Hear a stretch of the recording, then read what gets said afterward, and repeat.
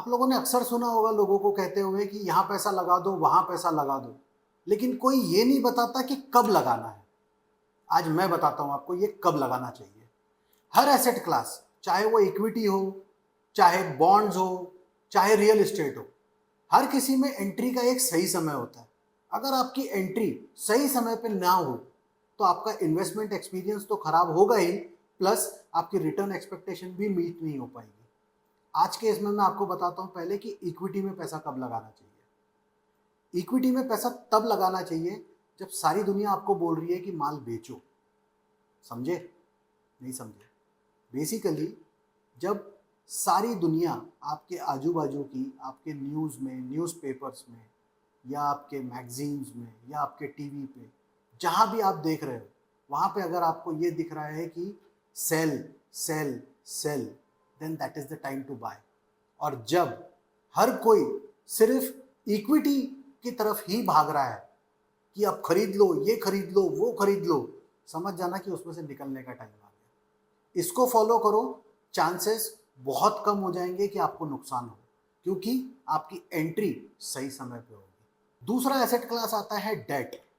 बहुत से smart investors जो होते हैं वो डेट में अच्छा पैसा बनाते हैं। जैसे पिछले 6-8 महीने पहले एक सिचुएशन आई थी जहाँ पे इक्विटी में रिटर्न्स कुछ नहीं बन रहे थे, लेकिन जो लॉन्ग ड्यूरेशन के डेट फंड्स थे उनके रिटर्न डबल डिजिट में गए थे। वो कब होता है?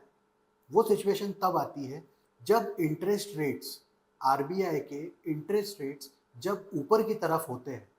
वो टाइम सही होता है डेट फंड्स में पैसा लगाने का। क्यों? क्योंकि जब भी आरबीआई इंटरेस्ट रेट कट करना शुरू करेगा तो उसका सबसे पहला इम्पैक्ट डेट फंड्स के ऊपर आता है, जिसको हम बोलते हैं मार्क टू मार्केट गेन्स।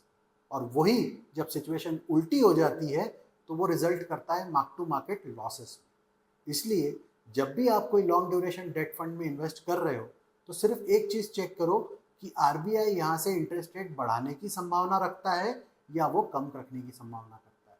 अगर बढ़ने की संभावना आपको दिख रही है तो फिलहाल दूर रहो, लेकिन अगर इंटरेस्ट रेट कम होने की संभावना दिख रही है तो लॉन्ग ड्यूरेशन डेट फंड्स में बेट लेना शुरू कर सकते हो। अब तीसरा आता है रियल एस्टेट।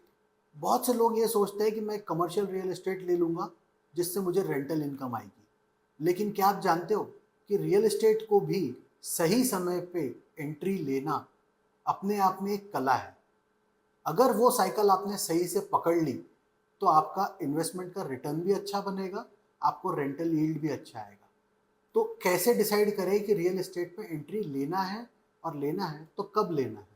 जब आपके लोन के इंटरेस्ट रेट और जो आपको रेंटल इनकम आने वाली है उन दोनों के बीच का गैप अगर कम है तो that is the best time जब आप रियल एस्टेट में एंट्री ले सकते हो। एग्जाम्पल, आपका होम लोन का रेट ऑफ इंटरेस्ट चल रहा है 7%, लेकिन उसी प्रॉपर्टी को अगर रेंट पे लगा दिए और उस पे से आपको रेंटल यील्ड अगर 6% की आ रही है तो गैप हुआ सिर्फ 1% का। That is the best time to buy the real estate. Similarly जब ये गैप बड़ा होता है तब उस गैप में ये समझना चाहिए कि रियल एस्टेट से एग्जिट का टाइम आ गया।